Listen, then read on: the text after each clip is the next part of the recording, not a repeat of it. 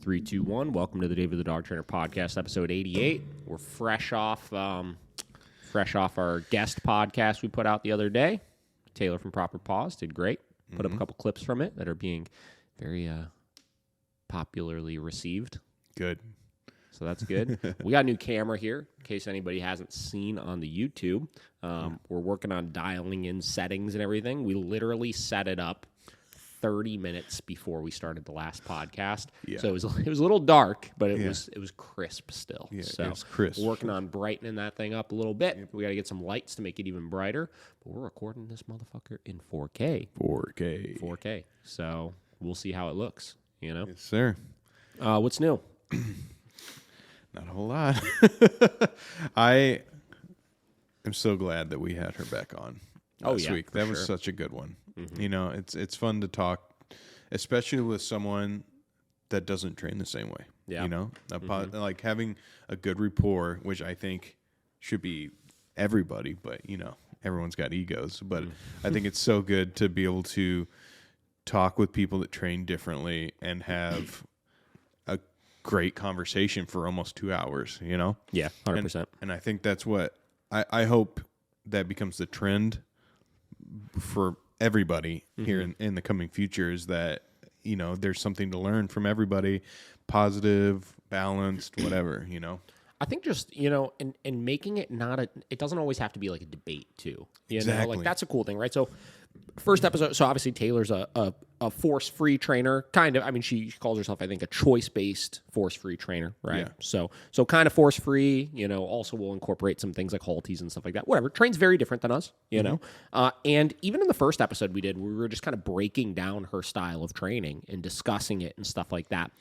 There's no debate of like, oh, like, well, that's wrong, and you should do it this way or you should do it that way, coming from either ends, because the reason why I wanted to have her on in the first place is because I respect what she does, right? When I found her and watched her videos, you could tell she's very knowledgeable. You could tell she's very successful with her clients. Yeah. She has a great rapport with them. I mean, she posts her testimonial she gets. I mean, she's crushing it. You know what I mean? Exactly. And I think people need to start realizing it's okay for people to train in different ways. Yes. You know what I mean? And there's no like this way is right and this way is wrong or anything. It's are your clients happy? Yeah. Right? Like, are you getting the success that you're looking for? Yeah. Right? Are they pleased with the outcome? And do you care about the work you're doing? That's really the key with this. Yeah. You know, especially in this, you know, I mean, she's got 103,000 followers or whatever at this point. Like, she's exploded. That's a lot of what we talked about on the last episode. And you could tell she's not doing this for Instagram, though. You know what I mean? She's doing this because she cares about the work that she does, right? Yeah, exactly. And I think that's sweet. Yeah. Do you think it's just, I don't know.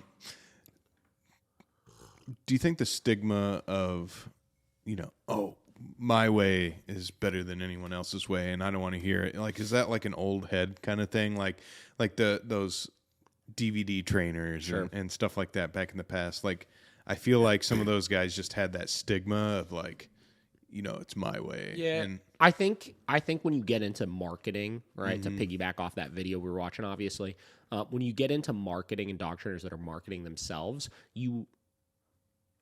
I guess people think that you have to. I don't think you necessarily have to, but a lot of people think they have to present themselves as the end all be all of these things in order to sell stuff. Because if you're marketing yourself as like top trainer in the country, right, or like most proven method of success, or whatever, any number, forget dog training. Like if you're trying to learn how to make your golf swing better, right, or you're trying to learn, like I've seen, you know, as I've gotten into golf, I've seen a number of videos pop up on my Instagram of guys like the #1 PGA tour coach, you know, teaches you how to fix your slice, and like, well, you know what I mean? Like, you have to market yourself as the authority figure, because I read this the other day, maybe a week ago, or I can't remember where I heard this from. Whatever. But basically, the person was implying that, you know, you could put information out there that's accurate, but if people don't have some sort of understanding of the credentials you have to deliver that information, it's only going to be received by so many people. Yeah. You know what I mean? So for example, right? I think it might have been Alex Hormozy, right? But for example, like using, say, Jocko Willink as an example, right? Jocko Willink, let's say he had no freaking name for himself, and he was just out there saying, you need to wake up at 4:30 and you need to work out every day, and nobody had any fucking clue who he was. They'd be like, okay, Joe, like, like, who the fuck are you, right? Telling me to do this. But because you understand the credentials of he's this, Navy SEAL commander, right? And he's been through, this battle, and done 17 tours, and you know what I mean? Like, and he's this like proven successful individual. Yeah. Then he's telling you, these are the things that I do that I've attributed all of this success that I've gotten from. Yeah. You're going to receive that information much, much better. Yeah. Right? That's true. Why do you think so many people in their bio, right? Like on Instagram, for example, right? Let's say somebody makes an Instagram page, right? They've never had an Instagram page before, and they've got 7 million followers on TikTok. You know what I mean? The first thing you see in their bio on Instagram is 7 million followers on TikTok. Yeah, it's true. Right? Like, I see that all the time. And the reason for that is because you have to provide some sort of credentials to why should you take my information seriously? You know what I mean? Yeah. And this gets back to the marketing side of things, right? Is like, we've even talked about this at, we had a marketing meeting, whatever the fuck you want to call it, a media meeting, just yesterday. We were kind of talking about that. Like, we're putting a lot of information out there, like talking points and this and that. And I was like, don't lose sight of, posting the actual training stuff still, because that's what gives us the credentials. It doesn't perform the best necessarily, right? In this case, like the talking bits and this and that are more shared, obviously. People receive them a little bit better because it's kind of directly related to their issues. But having a random clip of like, hey, I posted one the other day, like this dog we just finished, like it's full off-leash training, and look at it doing its off-leash training. Like it's not going to get shared as much, but people are going to look at it and be like, oh, you know what you're doing. Yeah. Right? Yeah. It's not all fluff. Yeah. So getting back to your original question, I think that's kind of the mentality behind it. I think there's ways to do it, though, other than just being like, I'm the authority figure, right? Like, I'm the one that knows everything. Yeah, exactly. And that's what I feel like the dog, it's everywhere, like you were saying, but I think especially in the dog training right now, I think there needs to be a lot more, inclusivity of everybody, talking with each other, amongst each other, instead of, it's just so one way or the highway kind of thing. And I think especially with you guys being on TikTok now, like you've seen a lot of it. It's just like so hard headed in one direction, Yeah. And I think people need to get away from that. Yeah. I think it's interesting because like we all go through it, right? Like I've always gone through my phases of like, no, everybody should train the way that I'm training, right? Like it works so well, this, that, you know what I mean? But then you start realizing, and again, I've equated it to this a lot. I've talked about this a lot as I've gotten trainers, right, that work for me, that have had their own relationships with their dogs and have done different types of training and all this kind of stuff, who train in different ways that I do. You know what I mean? Like it's similar enough, right? Where we could all be under the same umbrella and like preach the same good word and stuff. Yeah, for sure. But they do things much different than I do, you know?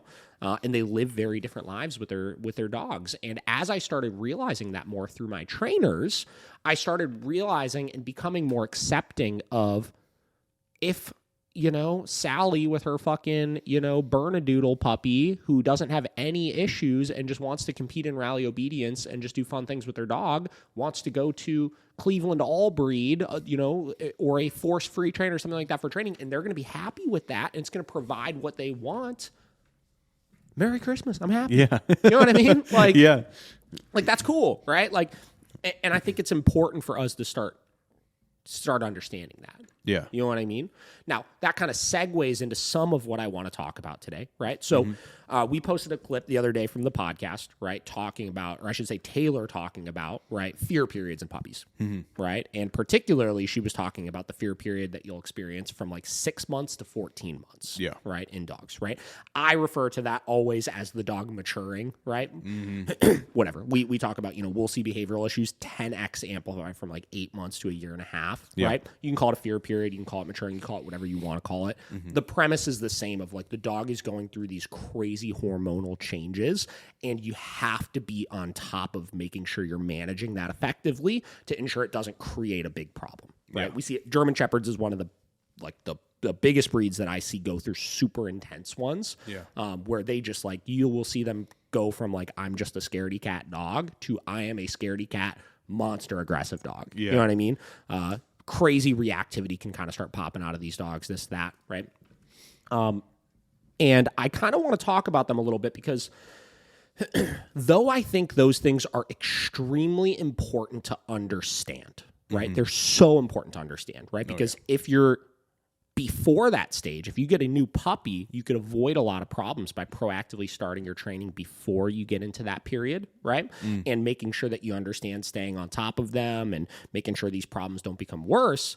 You can't let it define your dog, right? So we made this post and it kind of blew up, right? Like it's got like whatever, 1,000 likes at this point. I think it had something like 500 shares and like all these people commenting on it, right? And I'm reading the comments, right? And I was just kind of getting like discouraged reading them a little bit. You know what I mean? Because like every single one of them was like, people like hopping on like, oh my God, I didn't know about this fear period. My dog had an incident with another dog at 7 months old at the dog park, or at 10 months old, got charged by an off-leash dog or this or that. And that's why they're like a monster at this point, right? That's why they're so reactive. And I just wish I knew this sooner so I could make sure it didn't happen. And again, hindsight is 20/20 always, right? Like I wish you knew about this stuff sooner as well, so you could have avoided some of these problems. But don't use it as an excuse for your dog's behavior now. True. Yeah. That is such an important part, right? And there's a difference between people being like, oh, I get this. That's why their behavior was like this, but I suck out training and we went past it and this and that. Versus there were some people that were just making just flat out excuses, right? There's the one lady commented on it. She's like, yeah, this happened to my dog. I wish people knew this because then it takes years to repair it and stuff. Like it doesn't take years to repair it. Yeah. Right? Like anything that happens, right? Your dog gets charged by an off-leash dog and gets a little scared for a week. If you have proper training established, if you have proper communication established, you could easily work the dog through that point. Right? Et cetera, right? Yep. So I kind of want to build on this topic a little bit today. I got a video pulled up here that we're going to watch just talking about fear periods in puppies. It's a Michael Ellis video. I may or may not have seen this video before. I don't know. So we're going to watch it, see what he has to say about them, obviously, and just kind of start breaking some of this stuff down a little bit. Cool. So, all right, let's see what we got. Oop. There we go.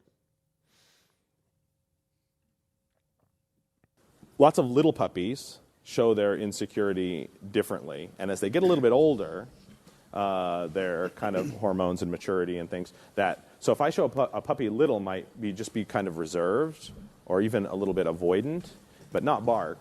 And as they get older, they get a little more like, hey, assertive, and so aggression, or somebody does things like that taps that side of them. The other thing is dogs go through little different developmental periods, and it's different for every dog, it's different for every breed. These are really hard to define, but there are dogs that are going along perfectly, everything looks great, they look super happy, outgoing, and then they go through this period where they're scared of everything. And then if we go along and we just kind of stay the course and do our training stuff the way we should, they come out on the other side and they're all better again, and it goes away completely, and you're totally fine. And they call these fear periods, and some dogs experience them and others don't.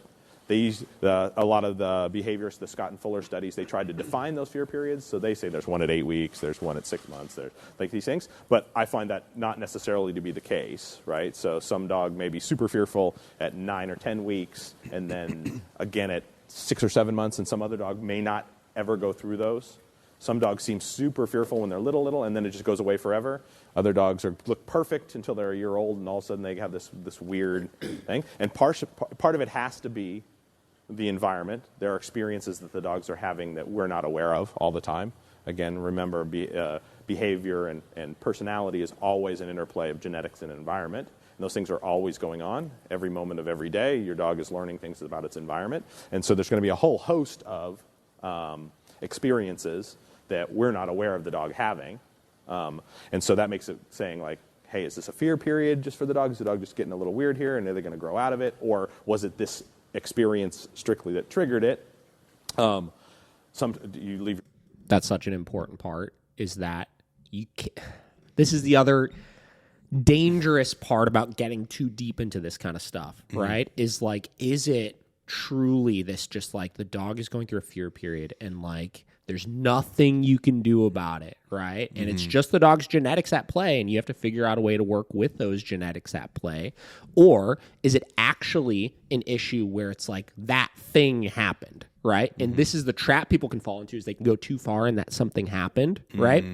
And, oh, well, he was in a fear period and somebody was outside playing wiffle ball and swung the wiffle bat too close to the puppy, and that's why they're scared of men, right? Or you know what I mean? Like, like you could get way too far down that rabbit hole with things, as opposed to understanding these stages the dog's going through are natural, and these things could be contributed to nothing or something just the dog is perceiving that you're not even aware of, like you just said, right? Obviously, environmental, the dog is learning so much about their environment on a day-to-day basis where you're not even aware of those little things. And again, you have to just figure out how to work through that. So instead of creating this, gets back to the excuse of it was this thing that happened that ruined my dog and made my dog worse, right? This is a natural progression of where my dog's going to go through, and we just have to train the dog that's in front of us, right? Yeah. If our dog is now 15 months old, right, a year and a half old, whatever it may be, and is terrified of men and gets reactive to men, we just have to solve that problem right now, right? We have to train past that problem,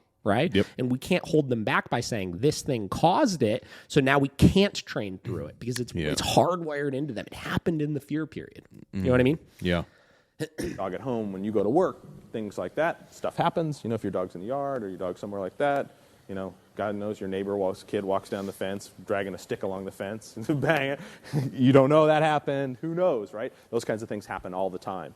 So that's not an exact science. What I would say is, like, having that stuff happen sucks. It happens. But our prescription is going to be the same. Our prescription is going to be to get the dog out around as many people that aren't going to do that to them as possible, and kind of rearrange their brain about new experiences, dogs, people, whatever. And we want them to think that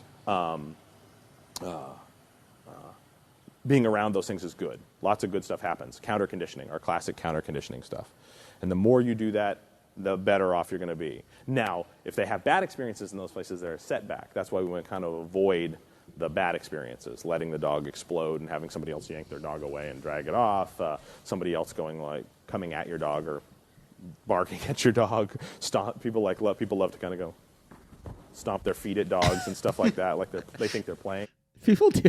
I've had that happen enough times. Or people walk by, right, and they'll look at the dog and they'll go, woof. I know. I hate that shit. It's so dumb. What the fuck are you doing? Right? I've had that happen so many times where a car drives by real fast, and I'll literally see somebody hanging out the window going, woof, woof, woof, woof, woof. And it's like, bro, what is going through your brain when you're doing that? Like, actually, I want to know, what is the thought happening in your head when you decide to hang out of a car window and bark at a dog on the street? I don't know, man. It baffles me. Yeah. Right? So he's getting to, we have to kind of rearrange their brain a little bit, right? And we need to get them to a place where they start seeing these things as not scary. Yeah. Now, in some cases, when you have dogs that have developed really intense fear-based responses, right? This is where we get to the balanced training approach of how I like to work through these things.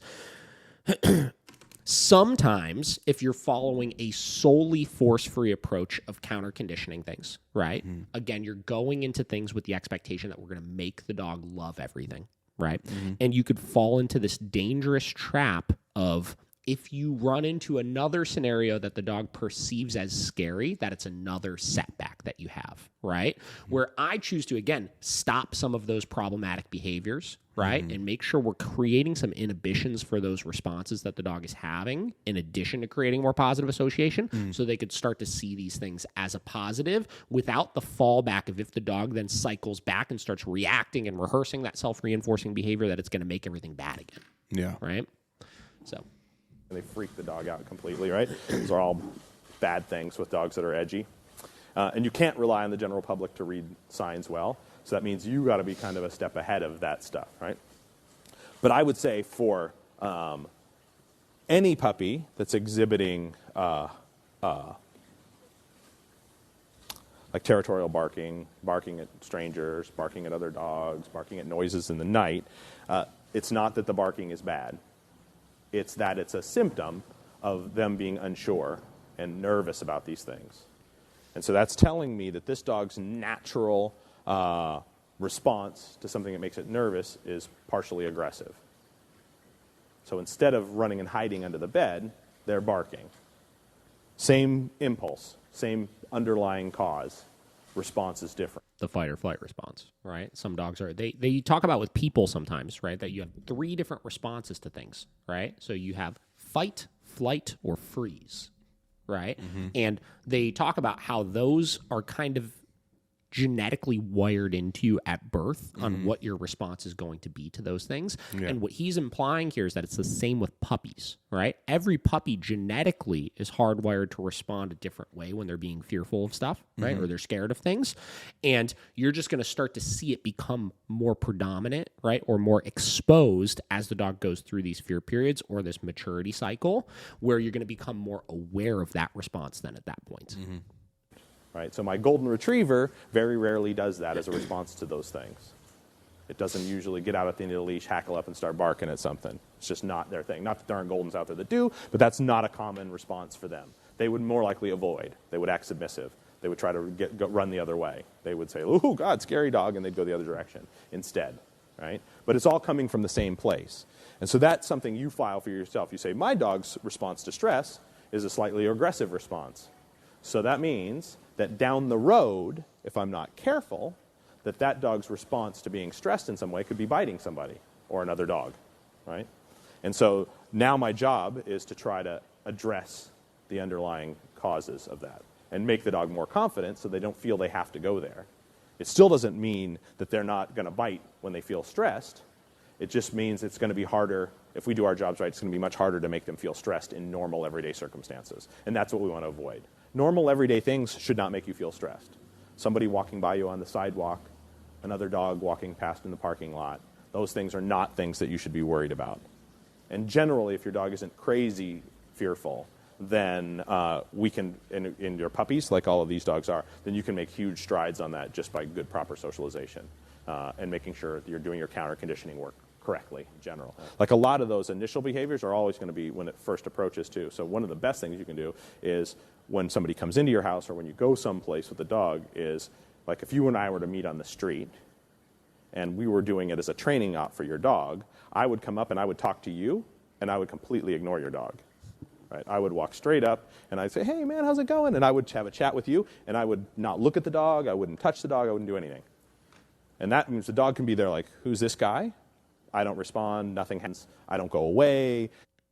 You know, so I told you today, so Kate and I have been watching a lot of Caesar, right? We've been watching a lot of The Dog Whisperer. It's on, by the way, guys, it's on Disney Plus on the Nat Geo section. Seasons 4 through 9 are on there. Wild show, man. Those early 2000s. Yeah. They didn't hold back. It was raw, right? Whatever.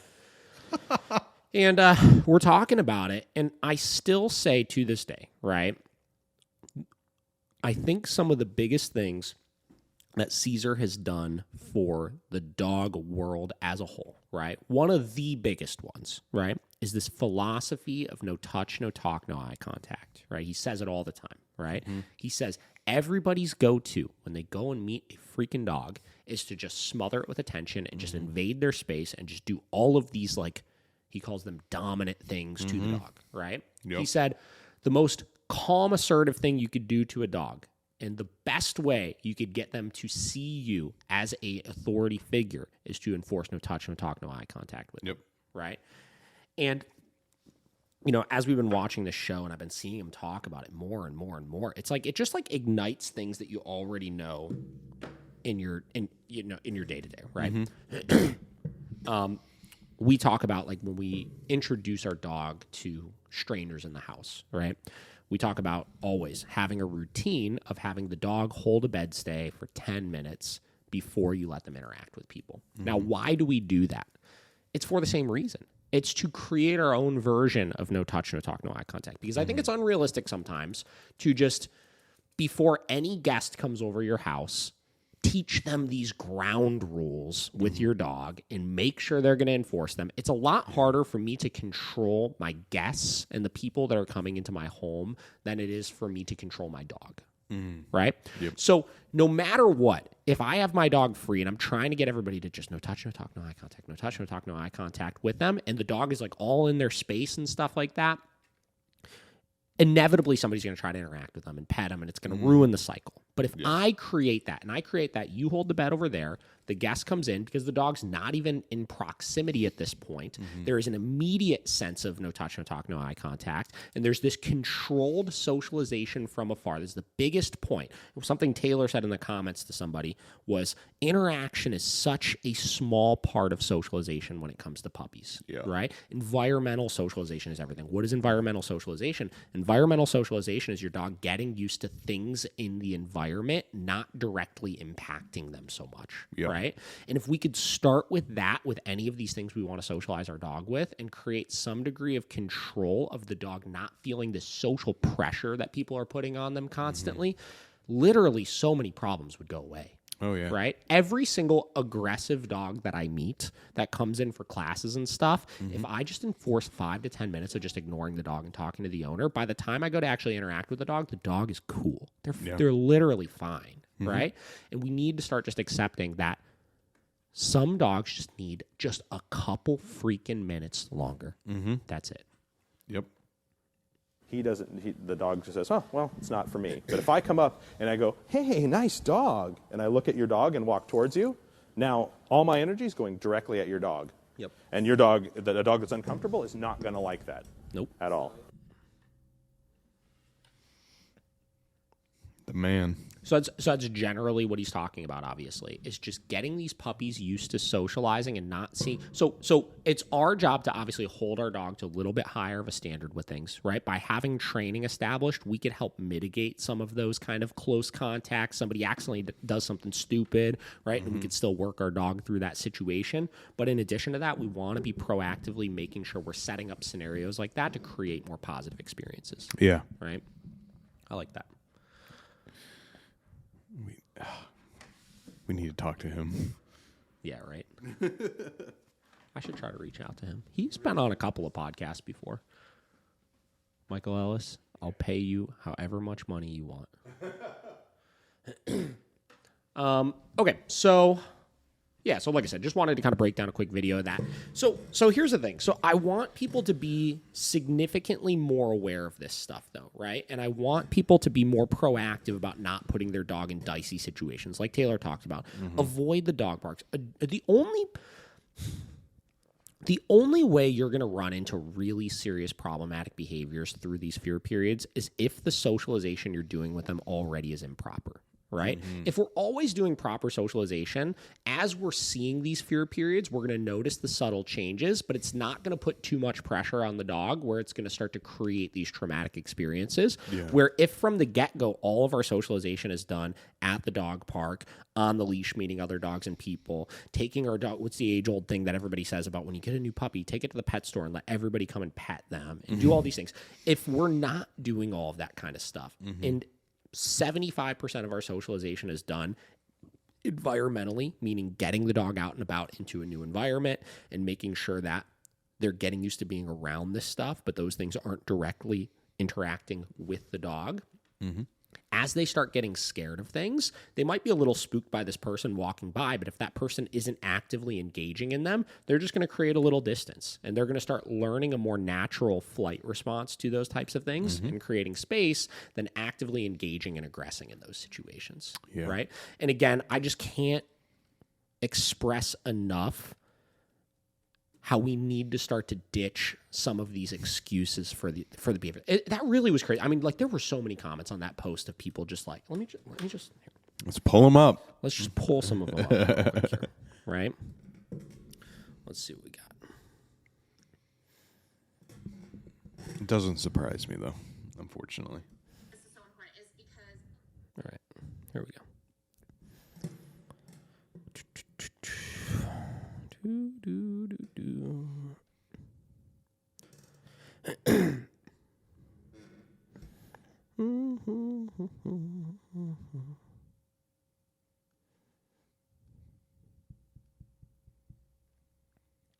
And then the other thing too is like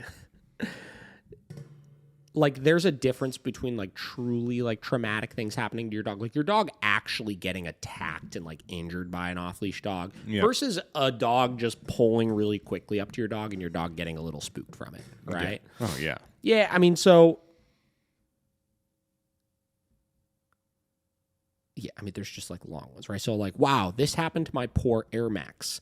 He was a great dog, still is, but very anxious now. Everyone who meets him loves him and talks about how sweet he is, and he really is. My neighbors will still come and take him on walks even. Anyways, one time our neighbor's children freaked out one day when they saw him in our front yard. He was only 4 to 6 months old. They all, including the parents, started running and screaming at the top of their lungs.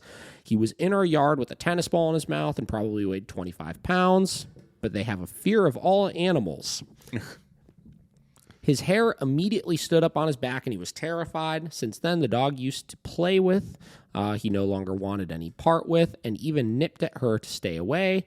Hates all other dogs, and I have to watch him with kids. Though he's 4 and there has never been an incident, I could tell he gets really nervous around them. Now he is just a nervous dog in general. He was not like that before the incident, which was also terrifying to me because when they all started running, he went running after them. He's Lab Shepherd mix, not aggressive. I don't think he would have done anything, but at the same time, they were creating this big chase and fearful atmosphere, so I was scared too. I kept calling out for him, but he couldn't hear my voice with all the screaming and panicking that the whole family was doing, right? So, like... Jesus. First off, listen, if you're a family and you're running and screaming at puppies and, like, making a big deal, just stop doing that. Right? Yeah, please. But Jesus. But this is the thing, right? So... that incident did not create your dog to be a fearful monster, right? That incident alone did not do that. Yeah. That incident may have taught him a response, which is if I'm scared of something because my dad isn't advocating for me in this situation, if I start barking at somebody, that they'll go away. But the problem is he let that incident define his dog. You know what I mean? He said, this incident, you're an anxious dog now. Yeah. Right? You're an anxious dog now. And there's nothing we could do about it. As opposed to, right, if you run into a traumatic experience, right? I talk about this with people who have dogs that have been attacked by off-leash dogs, right? I always say the next day, assuming your dog is not like horrendously injured, obviously, the next day, you have to get your dog out, you need to walk them, and you need to pretend like nothing happened. Right? Because what happens is from the human side of things, we get all these emotions, right? Something like that happens, and we're like, oh my God. My dog is so scared. I need to make sure that he's never scared again. And every time they encounter that situation, they're doing everything wrong, coddling them. But it's okay. It's okay. You know what I mean? And we're immediately doing so much different than we used to do. And all those things we used to do that used to make the dog confident and used to make the dog be okay in those situations, which was, hey, the neighbor's dog he likes to play with, we're just going to put him in that situation. We're just going to let him kind of do their thing, right? And let them have a good time and work out their problems. Now... because we have this picture in our head that our dog is an anxious mess now, the second we start noticing, maybe he said that he had snapped at the neighbor dog, right? He nipped at him, right? He said no blood drawn, but he nipped at him, right? Yeah. Now, the second you see that, you're going to be like, oh my God, it's because he was traumatized by that incident. I need to go in and step in and stop it. Where before that happened, we're like, he's a little rock. You're fine, dude, right? Yeah. And we leave him be. And then in 2 seconds... he's fine again, right? He gets past that incident. Maybe the other dog was just a little too pushy towards him. Kind of jumped on him wrong or something like that. He said, hey, fuck you, get off of me. Yeah. Right? But we allow them to just work through that kind of stuff and understand nothing bad happens. Where once we have an incident, or if our dog was attacked by an off-leash dog and then we see something like that, we're like, oh my God, he thinks that dog's going to attack him too. I need to step in and I need to remove him from the situation because he's so scared now, right? We make everything 10 times worse. Yeah. Right? Because we stop treating them like a more durable animal that can handle these things and needs to learn and work through these types of things. And we start treating them like they're fragile and they're made of glass. Right? So we see that stuff all the time, right? Yeah. And this is why I say when you have proper training established, right? Any big traumatic experience that could happen to your dog, as long as you move past it, like, hey, that happened, that sucked, but we're not going to let it define us. Yep. And whatever it may be, if it's, again, you got attacked while you're out on a walk, you go out on a walk and you immediately make sure the dog realizes that nothing is different. We're going for our walks like normal. Hey, that thing sucked, that happened, but we're just going to make sure it doesn't happen again and you're going to be fine, right? Yeah. As opposed to try to overdo it. Then some people will overdo it, right? So So their dog will get attacked by an off-leash dog, and then they're like, oh my God, he's scared of dogs. I need to re-socialize him again, right? So then, again, they change what they were doing before, which was making the dog fine, right? And they change it to now we're going to go out on our walk, and we're going to try to get our dog to meet all of these dogs again so he realizes that they're not bad, as opposed to just treat it like it always was, right? And I'll tell you, like, again, the fear periods, you can see issues come out of your dog for sure, right? And you have to be aware of them. But the human really dictates so much of this kind of stuff, right? When we change our behavior dramatically because of an incident happening with our dogs, and then we can mess everything up along the way. Yeah, that's true. I remember what you used to say all the time, like they can feel the difference in youth even just through the leash. It's just that little bit. Yeah. So they're already feeling that you're like a little tense up in these situations, but then, like you said, you have just redone your whole like routine. You redo it all. You change everything you're doing at that point, right? And again, getting back to, if you're not doing improper socialization in the first place, it's really not going to be a big deal, because most of the things people will do to try to fix traumatic experiences is they, again, overdo interaction socialization. They're having more people invade the dog's space. They're having more dogs invade the dog's space. They're putting the dog in more risky situations like dog parks or unstructured daycares or play dates with dogs that are not very good dogs, and all these types of things that are going to increase the chances of something bad happening and put even more social pressure on the dog, and it could just become a freaking mess. Yeah. You know? So you gotta be aware of that kind of stuff. For sure. All right, let's see what we got here. Let's see if we can pull up one more video on this.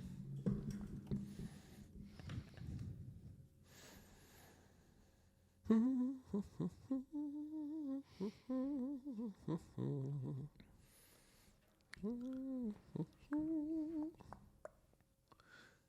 do you think, Josh? I don't know. I kind of already said my piece, but I'm trying to think. I don't know. It's Did you find some? Yeah. Okay, good. Ooh. Ooh, another Learberg. All right, so we got another Learberg one here. Fear periods and young dogs, part 2. This is the second in a short series of lectures with Michael Ellis talking about fear periods in dogs and how to deal with fearful dogs. If you missed the first part of this lecture, you can go to my website and watch it on our streaming videos. Now, as this clip opens, Michael is explaining why he doesn't go up to strangers and ask strangers to give his nervous dog a treat. Then my dog said, Don't even get me started on that one. Let's see if Michael's saying is the same as mine or not. hey, approaching strangers is good because they all have food. Then you're out on the street, and your dog goes up to somebody, seeing if they have a piece of food, and they don't have a piece of food, and they go, "Oh, puppy!" And they grab your dog by the head. Tricks them into uncomfortable, vulnerable positions. Bites them, right? Because you can't control how they're going to react. So I tend not to encourage my dog to go up to strangers to get fed, because it's going to get them in trouble, because you can't control how the strangers are going to react. So instead, I would go work around a stranger, and I would do all the feeding.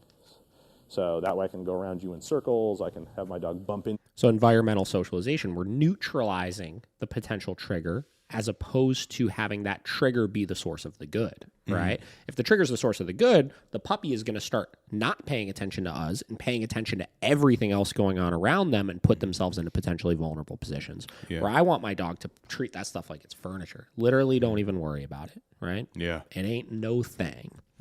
You walk past you, you're a non, and off we go, right?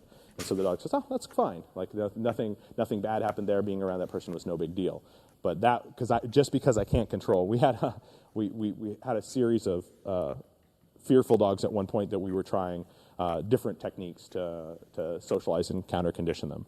And one of them we were experimenting with clickers at the time, and which is basically what we're doing with our yes marker. But we were clicking the dog for approaching strangers in progressions. We taught her actually to come up and nose touch somebody to get food, somebody that that was making her nervous. So I could, at that point, she would approach anybody at any time and nose touch them. She would just touch them light with her nose and sit there like, give me a piece of food, which was awesome until somebody there didn't give her a piece of food and stared at her, and then she just nailed him, but bite him, boom, right? Like, I got to that. There was I think I talked about it before on the podcast. There was like a popular thing going around for like a year, not even a year, right? Where people were teaching the go say hi command. Oh, Every yeah. now and then, I still have people ask me about it. Every now and then, right? There were a couple trainers that kind of popularized that, which was the same concept as what he talked about, but instead of going up and nose bumping them, they would go up and nose bump their hand, right? So they'd go up, nose bump the hand, then come back to the handler for a treat, Yeah. right? It's just fake socialization. The dog doesn't actually want to go up to that person. They just want to get food, and you're teaching them going up to that person is the thing you want to get that food, right? Yeah. Then again, vulnerable position. Then that person's staring a little too hard, and the dog is now in this vulnerable position where they put themselves so close to this person, and then they start freaking out. Yep. she got there and realized, like, you don't have any food. You're staring at me. Holy crap! Wham! Right? Oops. Now I taught her to go up to strangers, and then now the stranger sees this dog coming to you. It's so funny on Nonchalant. It's like, well, that backfired. Yeah. Oops. That's not how I intended that to go. No. The dog's friendly. It's coming right up to me. It wanted to be pet, right? Wrong. That was the worst thing we ever did. It was bad news, right? So now what we do is just like, no, don't go up to greet them. Just get around them, get comfortable, and go, and hopefully you change that. And then the other thing that we do with puppies is we get with other dog trainers, and we hand them off and have them do the same food stuff we're doing here, right? So what we're doing in the class, where we're doing all the luring and moving the dog around and doing all that engagement work, what you do is you could bring a dog out, do a little bit of that, then hand a fistful of food to another trainer or your friend or somebody that can behave the same way, and have them do the same exact thing with your dog. Now your dog's learning something about interactions with new people, but all the signals are the same, the experiences are all good, nobody's trying to grab the dog or hold them or pet them or force themselves into their space, right? So the dog's all primed to have these sets of signals mean something, and now they're getting consistency of signals from a new person, and the dog goes, oh, that wasn't so bad. And then somebody else does it. Oh, that wasn't so bad. And that works really well for that kind of thing, instead of trying to force the dog to get petted or fed or something by strangers. Yeah, so the people that ask generally when I'm dealing with puppies is, if I have a puppy that's really friendly, then sure, you can pet my puppy, right? If I have a puppy that I have any issues with that kind of stuff with, then I just say, I appreciate it if you don't right now. I'm training the puppy, and I'm trying to make the puppy pay attention to me. So if you could just ignore the puppy, you'd be a huge help to me, is what I always say. So I just go, like, you'd be helping me a lot if you could just ignore the puppy while I do something and go past you, because I'm working on certain things in my training. And then people are usually, you're going to get some people that are like, Nazi, right? But most people are going to be like, oh, that's cool. Yeah, it's fine, and they're all right with it. The dogs don't get a lot of socialization with other people if I'm having problems with them paying attention to me. That would be the only part of it. But in terms of, like, if you want your dog to be mean when he grows up, or like, so the only thing lack of contact with strangers is likely to increase. Is going to make your dog more likely to bite. So if I were raising a dog and I really wanted to make a dog that I was sure would bite people, then that would be the only place that social isolation like that would be potentially beneficial, right? The more times your dog meets new people and has good experiences, the less likely your dog is to want to bite new people. We talk a lot about, our number one job with any dog is to reduce the amount of times that we're socializing them to a reasonable amount of time that we could make sure they go 100% successfully. Yeah. Right? The more socialization doesn't always mean good, doesn't always mean better. More socialization just means more opportunity for something bad to happen. True. Right? So I tell people, your dog doesn't need as much socialization as you think that they do. Right? They don't need to interact with a new person every single day. Right? Yeah. What they need is for every social experience that they have to be positive. Right? Yeah. They do need to meet, we do need to make sure we're checking the box that they're comfortable with dogs, that they're comfortable with people, et cetera, et cetera. We do need to check those boxes. But once we've checked those boxes, you're kind of just maintaining your socialization, right? Yeah. Meaning if you do it once a month, right? Your dog meets a new person once a month or a new dog once a month, and every single time you do it, it's done properly. We allow them to acclimate to the person. They have a good experience. You know what I mean? Like nothing bad happens. We keep it short and sweet, stuff like that. You're going to move yourself so much further along than if you're doing socialization with a new person every single day, and then suddenly you have a bad experience. True.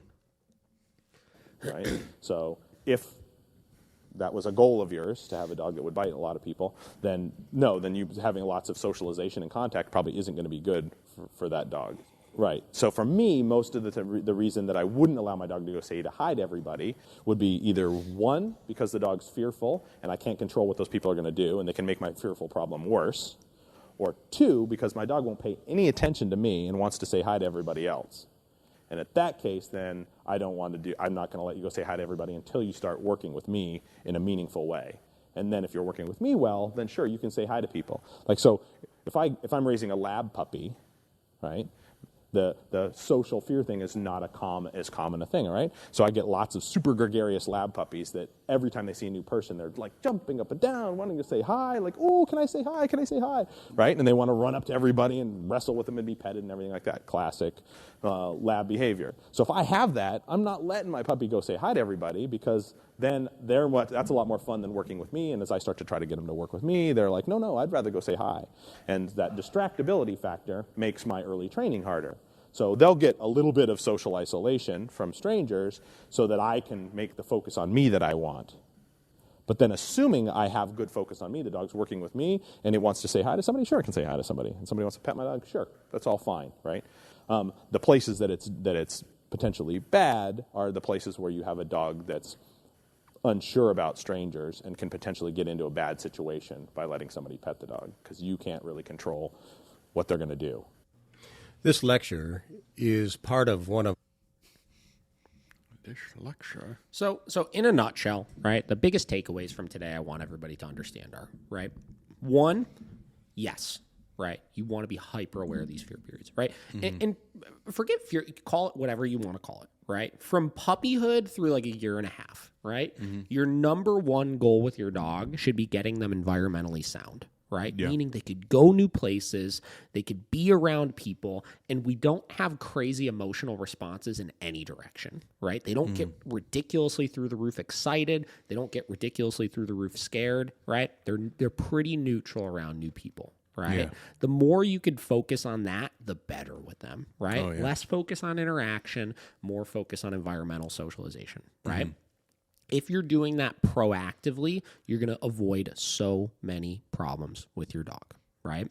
Oh, yeah. Second biggest takeaway from today that I want everybody to be aware of is if you've done this all wrong and you've created problems with your dog, right? If you are following a proper training approach, it should not take you that long to work through.